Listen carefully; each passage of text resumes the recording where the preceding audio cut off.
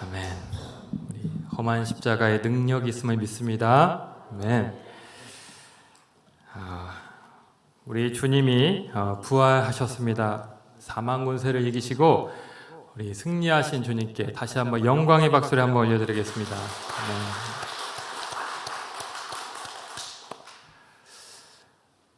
엊그제 금요기도회 때 그 예수님의 시신을 요구한 사람이 있다는 말씀을 드렸죠. 바로 아리마대 사람 요셉입니다. 이 요셉은 안식일에는 아무 일도 할 수가 없었기 때문에 안식일이 되기 전 서둘러서 예수님의 시신을 빌라도에게 요구해서 자신의 무덤에 장사를 지내게 됩니다. 예수님의 한편, 예수님의 같은 당 이런 오해를 받을 수도 있고 여러 불이익을 또 당할 수 있는 상황이었지만 이 아리마대 요셉은 용기를 내서 예수님 곁을 지켰습니다. 그동안은 숨어 지냈지만 마침내 자신의 그 믿음을 드러낸 훌륭한 제자였죠. 자, 이제 안식일이 지나고 주일 아침이 되었습니다.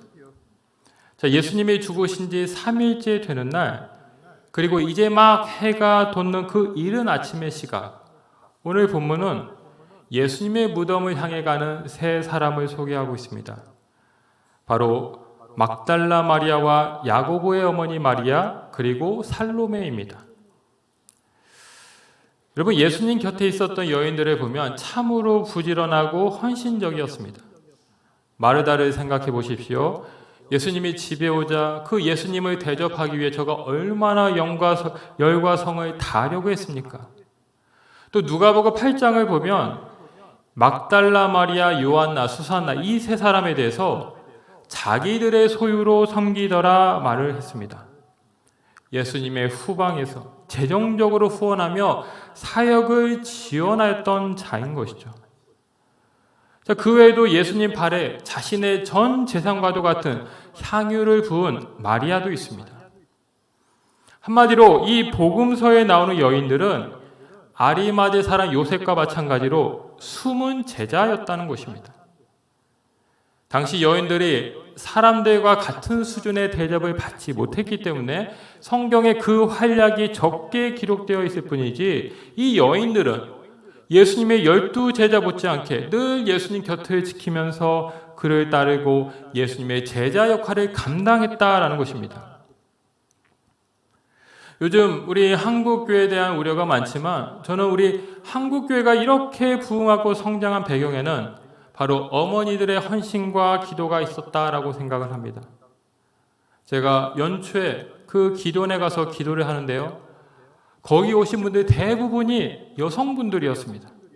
새해 벽도부터 나라와 민족, 가정과 교회를 위해 기도원에 오시고 금식하며 철야하는 그 여성분들을 보면서 한국교회가 그래도 희망이 있구나 이런 생각이 들었습니다. 우리 여신도분들 집에서도 밥하고 빨래 청소하시지만 교회 와서도 예배가 끝나면 전도하시고 주방봉사 청소까지 참 안 하는 게 없으십니다. 정말 슈퍼우먼이 따로 없으시죠. 우리 어머니들 덕분에 우리 교회가 이렇게 또 부흥하고 여기까지 달려오지 않았나. 우리 모든 우리 여성도들, 어머니분들께도 다시 한번 박수로 한번 격려해 드리겠습니다. 네. 감사합니다. 오늘 여인들을 보면 이 예수님을 생각하고 예수님을 사랑하는 마음이 참 훌륭합니다. 너무 좋죠. 그런데 한 가지 아쉬운 점이 있습니다. 바로 예수님의 부활은 전혀 염두에 두지 않고 있다라는 것이죠. 오늘 1절 말씀을 보면 그들이 예수님께 바르기 위해 향품을 사다 두었다라고 말씀합니다. 여러분, 이게 무슨 말씀입니까? 그 예수님의 시신이 썩고 부패하는 것을 최대한 막고 아름다운 향을 내도록 하기 위해서 그 향품을 샀다라는 것이죠. 이들은 무덤을 가면서 말했습니다. 누가 우리를 위해 저 돌을 굴려줄까? 여러분, 당시 이스라엘 장례 문화는 무덤에 그 시신을 매장하는 방식이었습니다. 동굴 속에 시신을 넣고 돌로 가로막는 경우가 많았다라는 것이죠. 여인들은 자신들의 힘으로 그 돌을 옮길 수 없었기 때문에 이 돌을 어떻게 옮길 것인가 거기에 대해서 골몰하고 있었습니다. 한마디로 지금 여인들의 마음속에는 예수님은 죽은 분이십니다. 또 지금도 무덤 속에 계신 분이죠.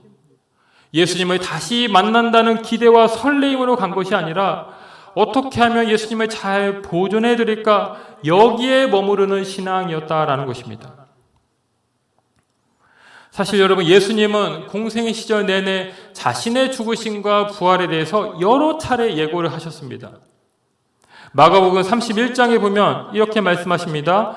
인자가 많은 고난을 받고 장로들과 대제사장들과 서기관들에게 버림받아 죽임을 당하고 사흘 만에 살아나야 할 것을 비로소 그들에게 가르치셨다. 부활을 예고하셨습니다. 8장에서 분명히 말씀하신 것이죠. 그리고 이와 비슷한 말씀을 9장에서도 하시고 10장에 가서도 하셨습니다. 적어도 3차례나 자신의 부활을 예고하셨다라는 것이죠.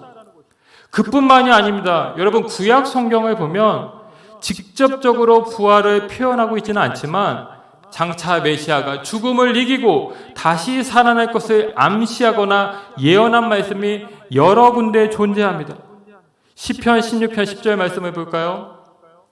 시편 16편 10절 말씀을 보면 이는 주께서 내 영혼을 스올에 버리지 아니하시며 주의 거룩한 자를 멸망시키지 않으실 것이다 라고 했습니다.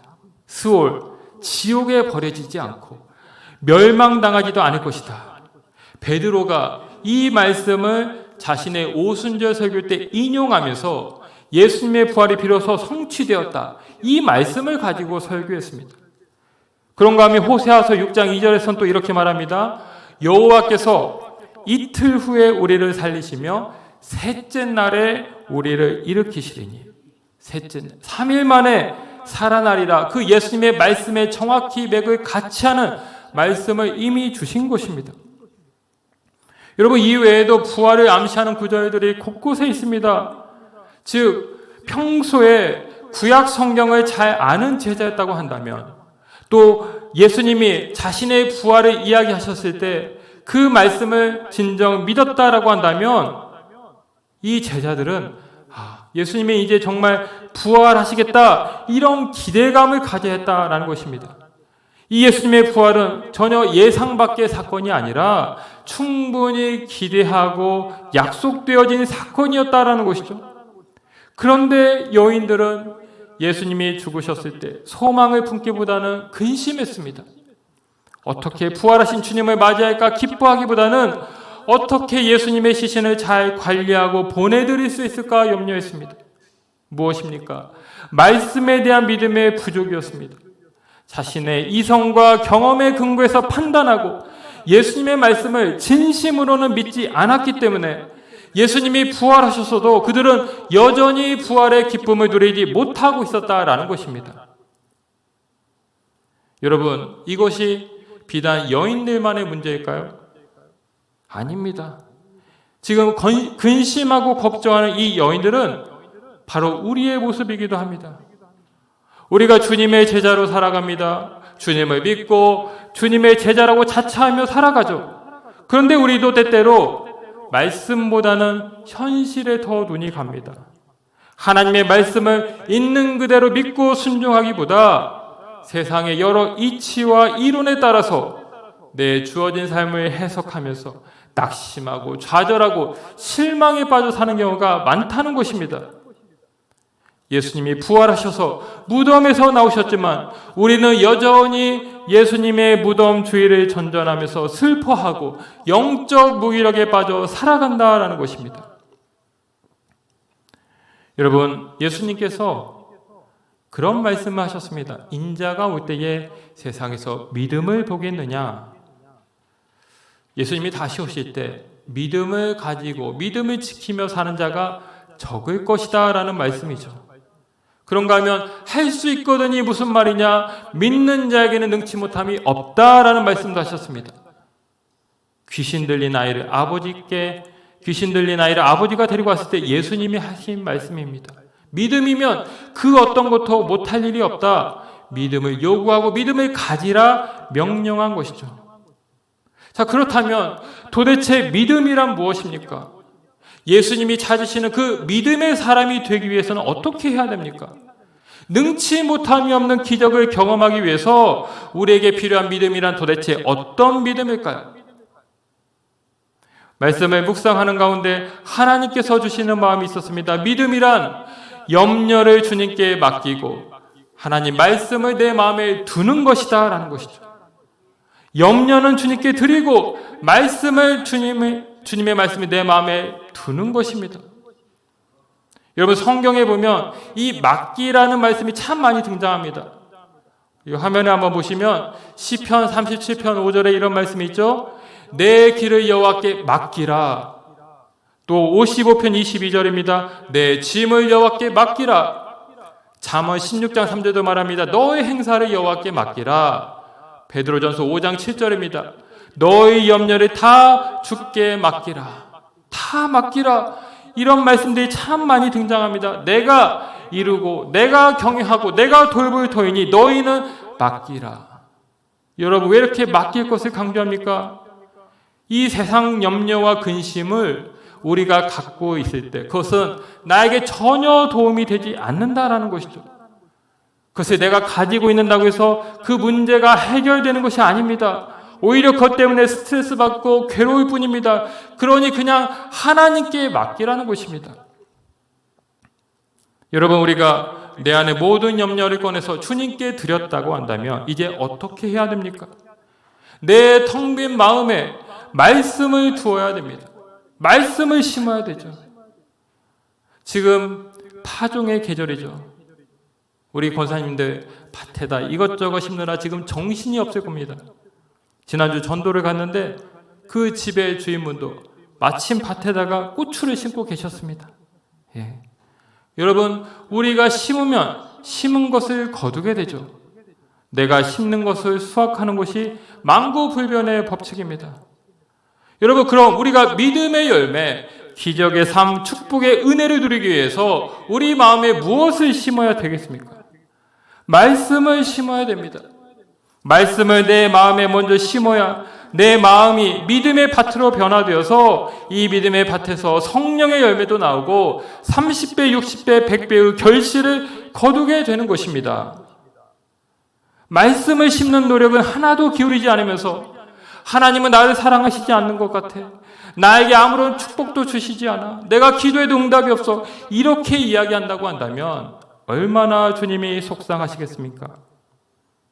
내 마음에 근심과 염려와 모든 걱정의 잡초들을 다 풀이째 뽑아서 주님께 맡기고 대신 우리는 주님의 말씀을 우리 마음에 두어야 합니다. 그것이 믿음이고 그런 믿음을 가질 때 하나님의 은혜가 부어지는 것입니다. 지난 수요일에 4월 월삭기도회가 있었습니다.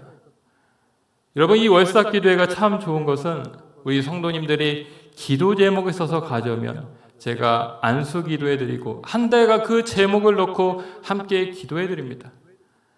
여러분, 다른 새벽에는 못 나오시더라도 이 월삭만큼은 꼭 나오시기 바랍니다. 예, 아멘이 적네요. 여러분, 근데 이번 4월 월삭 기도회 때 한 권사님이 이렇게 기도를 써서 주셨어요. 말씀과 기도 예배를 우선으로 모든 염려 근심을 하나님께 맡기는 큰 믿음 주시길. 제가 정확히 그대로 읽었습니다. 정말 오늘 말씀의 핵심을 관통하는 기도 제목 아닙니까? 모든 염려 근심을 내가 붙잡고 있어봐야 아무 소용이 없습니다. 나만 더 괴롭고 힘들 뿐이죠. 근심 염려는 주님께 다 맡기고 대신 우리는 말씀과 기도로 살아가야 됩니다. 주님이 해결해 주실 것임을 믿고 주님을 의뢰하면서 주님을 바라보는 것, 이것이 믿음인 것입니다. 어떤 근심과 염려를 가지고 오늘 교회에 나오셨습니까? 모든 것을 다 주님께 맡기고 여러분의 마음판에는 오직 하나님의 말씀을 심는 은혜가 있으시기를 주님의 이름으로 축복합니다. 여러분, 여인들의 걱정스러운 마음을 가지고 무덤에 가는데 이제 놀라운 광경을 봅니다. 무덤을 가로막고 있던 돌이 굴려져 있었던 것이죠. 이게 도대체 무슨 일일까? 그들은 의아해하면서 무덤 속으로 들어갑니다. 그리고 그 무덤 속에서 또 한 번 놀라게 됩니다. 흰 옷을 입은 청년이 우편에 앉아 있는데 이런 말을 하는 것입니다. 너희가 십자가에 못 박히신 나사렛 예수는 살아나셨고 여기 계시지 아니하니라. 3일 전에 죽으셨고, 아니 지금도 당연히 죽은 줄로 알고 있었던 예수님이 다시 살아났다. 부활의 소식을 전한 것입니다. 여러분, 오늘 이 천사가 예수님의 부활 소식을 전하면서 특별히 예수님의 이름 앞에 한 가지 호칭을 수식하고 있음을 보게 됩니다. 바로 나사렛 예수, 나사렛이란 말입니다. 여러분, 이 나사렛은 어떤 곳입니까? 예수님이 성장했던 곳이죠. 예수님이 제자들과 만나 사역을 했던 지역입니다. 예수님의 숨결과 발자취와 모든 추억이 서려 있는 곳이죠. 여러분, 초대교회에는 이 예수님의 부활을 부정하는 자들이 있었습니다. 이들은 예수님이 육체를 입고 오지 않았기 때문에 십자가에서 죽지도 않았고 예수님은 단지 영으로만 역사하셨다, 이렇게 이야기했습니다. 이런 이단을 가리켜서 가연설이라고 하죠. 근데 여러분, 정말 예수님은 육신이 없이 영으로만 이 땅 가운데서 오셨는가? 절대 그렇지 않습니다. 예수님은 우리와 같은 몸을 입으시고 이 나사렛이라고 하는 구체적인 역사의 현장에서 살으셨던 분입니다. 우리처럼 눈물과 아픔과 온갖 종류의 고통을 몸소 겪으신 분입니다. 그래서 히브리서 4장 15절은 말하죠. 이렇게 말합니다. 우리에게 있는 대제사장은 우리 연약함을 체휼하지 아니하는 자가 아니요 모든 일에 우리와 한결같이 시험을 받은 자로 돼 죄는 없으시니. 체휼하지 아니한 자가 아니다. 우리처럼 살과 피를 가지시고 이 땅에서 녹록치 않은 인간의 삶을 살아내셨다. 예수님의 인성적 측면을 보여주는 단어가 바로 나사렛이란 말인 것입니다. 여러분, 그럼 나사렛은 다만 인간적 측면을 보여주는 단어냐? 그렇지 않습니다. 이사야서 11장 1절 말씀을 보면 또 이런 말씀이 있습니다. 이새의 줄기에서 한 싹이 나며 그 뿌리에서 한 가지가 나서 결실할 것이요. 여러분, 여기 싹이란 단어가 나오죠. 이 단어의 히브리어가 넷제르입니다. 넷제르. 나사렛은 바로 이 넷제르에서 왔습니다.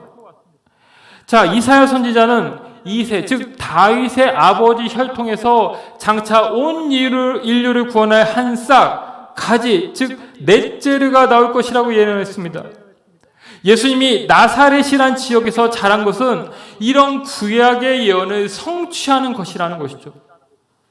나사렛은 예수님의 인성적 측면만이 아니라 하나님의 싹, 하나님의 가지로 이 땅에 오신 예수님의 그 신성적인 측면도 보여주는 말씀입니다. 그래서 이 나사렛을 통하여서 우리는 하나님의 아들로 오신 예수님의 성품과 생애를 가장 압축적으로 볼 수 있다라는 것입니다. 요즘 인간의 수명이 참 길어지고 있습니다. 우리 주변에 봐도 90세 이상, 100세 이렇게 건강하게 사신 분들이 참 많습니다. 이 기술의 발전으로 인간의 수명이 지금보다 더 늘어날 것이라 예측하지만 그럼에도 불구하고 이 육체는 때가 되면 죽게 됩니다. 이것은 정한 이치이고 또 그래야만 하죠. 자, 그런데 여러분, 우리 영은 어떨까요? 믿는 자의 영은 육신이 후패하고 죽어도 이 영은 절대 죽지 않습니다. 왜 그럴까요? 나사렛 예수가 살아나셨고 그 예수님의 영이 지금 내 안에 계시기 때문입니다. 예수님이 고린도후서 13장 5절에 보면 그런 말씀하셨습니다. 예수 그리스도께서 너희 안에 계신 줄을 너희가 스스로 알지 못하느냐. 우리 안에 예수님이 계신다라는 것이죠. 예수님은 멀리 계신 분이 아니라 지금도 내 안에 살아 계시는 분이십니다. 그래서 우리는 이 예수님으로 말미암아 날마다 살아나게 되고 소생하게 되고 영적으로 충만한 삶을 살게 되는 것입니다. 여러분, 지금 봄의 계절의 여왕이라고 하는 이 봄에 우리가 살아가고 있죠. 날씨가 참 좋습니다. 잔디가 다시 푸릇푸릇해지고 또 저 교회 앞에 작은 작은 꽃잔디가 올망졸망 그 색을 또 예쁘게 또 밝히면서 얼마나 아름다운지 모릅니다. 또 우리 교회 뒤편에 저 벚꽃나무 드디어 만개했습니다. 얼마나 예쁩니까, 여러분? 자, 이 꽃과 생명이 아름다운 것은 이 겨울의 혹독한 추위를 견디고 다시 살아났기 때문에 그렇죠. 저는 요즘 우리 교회를 보면 곳곳이 다시 살아나고 있음을 보면서 마음이 벅차오르게 됩니다. 우리 교회를 보십시오. 지금 다시 살아나고 있습니다. 이 조명이 살아났고 이 소리가 살아났습니다.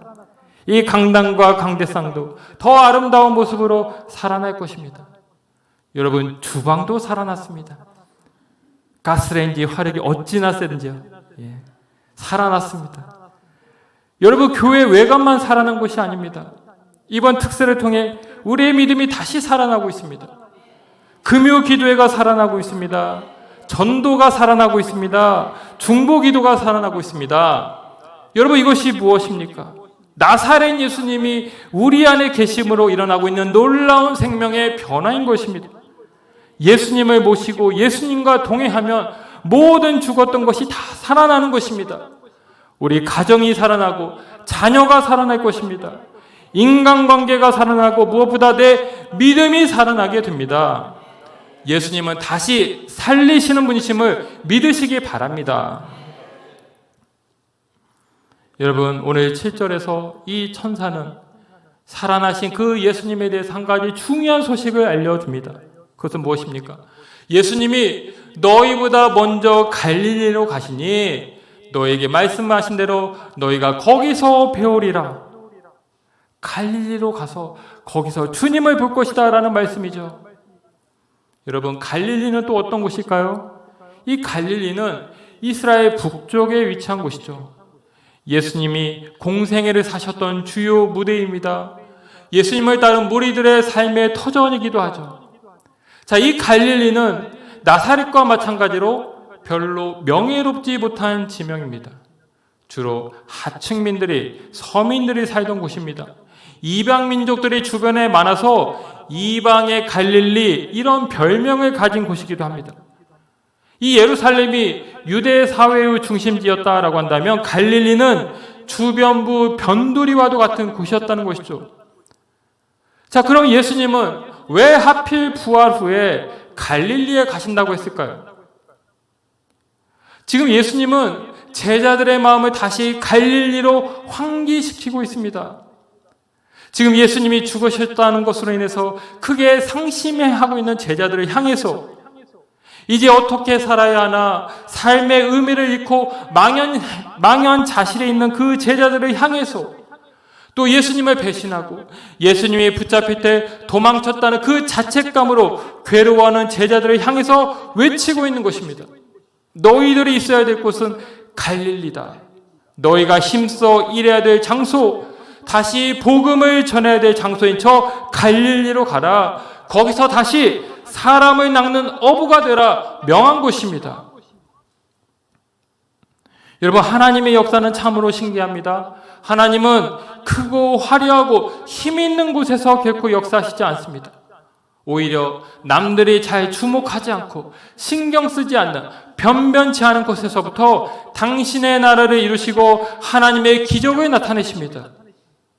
갈릴리에서 시작된 복음이 예루살렘을 넘어 온 유대와 사마리아 땅끝까지 전파되고 이 바울과 사도들의 전도를 통해 아시아, 유럽 또 땅끝까지 복음이 전파된 것은 무엇에 뜻합니까?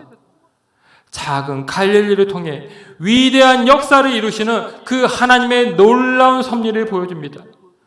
하나님은 약한 자를 통해 강하게 하신다라는 것이죠. 작은 것을 통해 크게 하시고 힘없는 것을 통해 힘있게 하십니다. 세상이 하찮게 여기고 보잘것없게 여기는 그 작은 것이 크고 강대해져야만 하나님의 역사임을 나타낼 수 있기 때문에 하나님은 의도적으로 마음이 가난한 자, 약하고 부족한 자를 들어 쓰시며 하나님의 뜻을 이루시는 것입니다. 인생의 갈릴리를 살아갈 때 우리가 주목해야 될 것은 무엇일까요? 지금도 내 삶의 현장, 내 구체적인 삶의 현장에서 나와 함께 하시는 주님을 바라보는 것입니다. 여러분, 고은 시인의 극꽃이라는 짧은 시가 있죠. 내려갈 때 보았네, 올라갈 때 보지 못한 극꽃. 이런 시입니다. 우리가 살면서 참 아름다운 순간들이 많습니다. 그런데 정작 살아갈 때는 바쁘다는 핑계, 힘들다는 핑계, 이런저런 이유로 그 아름다운 순간들을 다 지나치게 됩니다. 그리고 인생길 다 마치고 자기의 삶을 돌아볼 때에야 비로소 그 삶의 길목길목마다 아름다운 꽃이 피어 있었다는 것을 깨닫고 후회하게 되죠. 여러분, 우리 신앙도 마찬가지입니다. 우리는 힘들고 어려우면 기도하고 예수님을 찾아야 한다 생각은 하지만 막상 그런 상황이 닥치면 그렇지 못하는 경우가 너무 많습니다. 문제 너머에 계신 예수님을 보지 않고 사람을 의지하고 사람을 바라봅니다. 사람들 소리에 솔깃해서 함부로 판단하고 행동할 때가 많습니다. 가장 절박하게 기도해야 되지만 기도하지 않고 이를 그르친 다음에 뒤늦게서야 내가 기도하지 않았구나, 내가 주님을 바라보지 않았구나 자책하고 후회하고 회개하는 경우가 참으로 많다라는 것입니다. 오늘 천사는 너희가 거기서 보리라 말씀했습니다. 우리가 이 땅에서 주목해야 될 것은 다른 것이 아니라는 것이죠. 지금도 나와 함께 하시는 하나님을 보라는 것입니다. 내 삶 구석구석에서 나를 눈동자처럼 지키시고 나에게 힘과 능력을 주시는 그 예수님을 보라는 것이죠. 내가 힘들 때 나를 다시 일으키시고 나에게 사명과 기회를 주시는 예수님을 보라는 것입니다. 내가 스스로를 정죄하고 부끄럽게 여길 때 우리를 오히려 안아주시면서 너는 나의 사랑하는 자녀다, 나는 너를 결코 버리지 않는다 말씀하시는 그 예수님을 보라는 것입니다. 예수님을 바라볼 때 우리 삶은 다시 새로워지고 척박하고 험난한 삶 속에서도 하나님의 은혜를 누리고 감사하는 천국의 삶을 살게 되는 것입니다. 사랑하는 성도 여러분, 우리 예수님이 부활하셨습니다. 삶 속에 어떤 무거운 돌이 여러분의 마음을 짓누르고 계십니까? 주님께 모든 염려, 근심을 다 맡기고 예수님의 말씀을 마음에 두시기 바랍니다. 예수님을 바라볼 때 우리의 죽은 심령이 살아나게 됩니다. 오늘도 나와 함께 하시는 예수님을 주목하여서 여러분의 갈릴리가 천국으로 변하게 되는 놀라운 은혜가 있으시기를 주님의 이름으로 축원합니다. 기도하겠습니다. 아버지 하나님, 사망 권세를 이기시고 부활 승리하신 주님을 찬양합니다. 주여, 우리가 인생의 그 어떤 큰 돌과 무거운 돌이 우리 앞을 가로막는다 할지라도 우리는 먼저 주님을 바라보게 하시고 부활하신 주님으로 그 말씀을 믿고 의지하여서 언제나 주님 안에서 우리가 날마다 부활의 삶을 살아갈 수 있도록 축복하여 주옵소서. 주님을 내 마음에 모시고 주의 말씀을 내 마음에 두어서 날마다 우리의 모든 것이 살아나는 은혜를 경험하게 하여 주옵소서. 갈릴리에서 우리를 본다고 말씀하셨사오니 주여, 날마다 주님을 주목하고 주님을 바라봄으로 말미암아 인생에서 그 갈릴리가 천국으로 변화되는 놀라운 축복을 허락하여 주옵소서. 감사를 드리며 예수님의 이름으로 기도하옵나이다. 아멘.